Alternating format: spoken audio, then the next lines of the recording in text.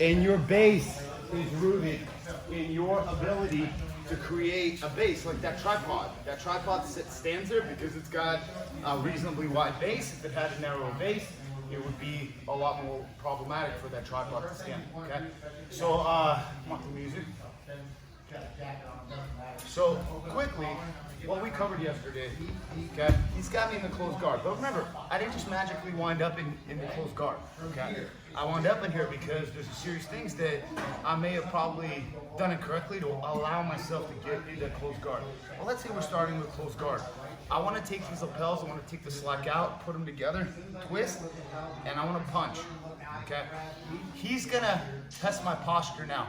He's going to grab my collars. How would you grab? Yes, right there. So I'm going to use my second hand as my second leg because this is not enough. Okay? He's going to pull me, and I'm going to look up, and I shrug. Okay? Number one, I need to make sure I have posture. I'm not in a hurry to pass. There's no sense of urgency to pass because you have to make sure you have posture, okay? He's testing my base. I'm shrugging, looking up. He's pulling. And see, I'm pulling away here. Oftentimes, he'll take that left hand and move it down, or the right hand meaning, sorry. Yeah, move it down. I go to the hip. So here, my hip, I use the kind of the palm part of my hip, and I'm going to control his hip and keep my posture up. My legs also control his hips, so that his hips have minimal movement. The more dynamic your hips, the better your guard. Because in order for him to go for an arm lock, he has to change the angle. So if he puts his left foot on my hip, okay, moves his head this way, yes, gets that leg up, yes, throws that leg over my head, there's the arm lock, but look where the hips are, okay?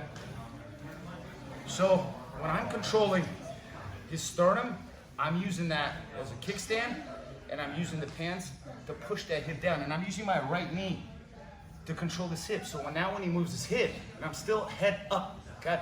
See, his hip is limited in rotation, okay? From here, what I wanna do is I wanna line my right knee with his tailbone. I'm gonna arch my back. He'll even get his feet up a little bit higher on my back. I wanna arch my back as I feel pressure, and then I'm gonna bow my back. Yesterday, we talked about putting his foot up and going for a pass. I'm gonna talk about now, you stand up and you pass, okay? The key in this position here is my posture and base. His objective is to pull my head lower than my hips, and he'll want to get grips. I am not obligated to walk into his guard. What I want to do is I want to even go to the side a little bit so that this hand goes to the hip and I'm framing here, and this left hand is at his knee. So I can begin to go this way, and I'm gonna go this way here, and I'm gonna control this hip. Okay, this is a really basic and very effective pass. Okay, one time. But I wound up in his guard. My head is up. I need to use my left hand. I'm gonna have to put it somewhere. I want to put it to counter that pull, because as he's pulling with that right hand, I can open up his elbow and it weakens it, and I can shrug and I can look up. Don't look down, because he pulls down now. See how much easier it is for him to pull down. I look up and shrug, and on my back is arched. Here he regroups with that right hand. Yeah, that right hand regroup. So here I get the hip. My right knee is at his hip. I stop backing up. My right knee aligns with his tailbone, but my hand is keeping him flat on his hips, on his lower back. My back is arched, and I fold my back. From here, I back out. Hand to the hip, and I'm gonna shuffle this way here.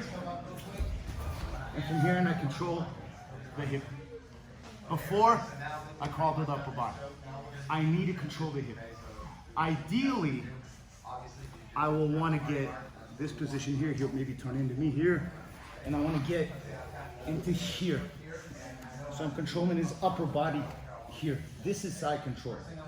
But first, you go from legs to hip to upper body, okay? So all you're gonna do, if you wanna try to break the guard open and posture, that's one thing. But let's say I never got into the guard. I need to make sure his hands don't grab my collars here. Got here. And I'm gonna roll him up here. My right elbow controls his hip here. And even here, I can get under here, because I can begin to work the chokes. I just want to make sure he doesn't roll to the stomach. If he rolls that way, I pull. So try to roll your stomach, and I lean back. He tries to roll into me, I push to my chest, and he's leaning in, he's rolling into the choke, right here. Got it. So from here, you have a series of chokes, here and so forth, okay? So one more time from the side. Let's say I'm in his closed guard here, and my toes are always alive. I know it takes a while to get used to this, but don't sit on your heels. My legs are engaged, so I can stay up high, okay? It's harder for him to reach me. See that right there? Versus me being down here. It's harder for him to reach me. So yes, so I can fight this off right here. Okay. Hand to the hip, post, knee, in the tailbone. See how I arch my back and I follow it.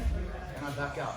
Hand on the hip, and I'm gonna walk this way here as my left hand pushes, and I go here. My left hand immediately fishes for that collar, and I get the underhook. And you're gonna just wind up here. Okay? Very simple, very easy, and it's just rotating him. Okay? Last time. Okay? Let's say you started out back here. Okay? I go this way here, hand on the hip. Okay? And I want to block his upper knee with my elbow as my left hand is on his knee. I go out this way here, but here I need to go. And my left hand goes here, under, and I immediately fish for this. And right hand goes to the shoulder. Okay? Let's do it. 1, 2, 3, guys.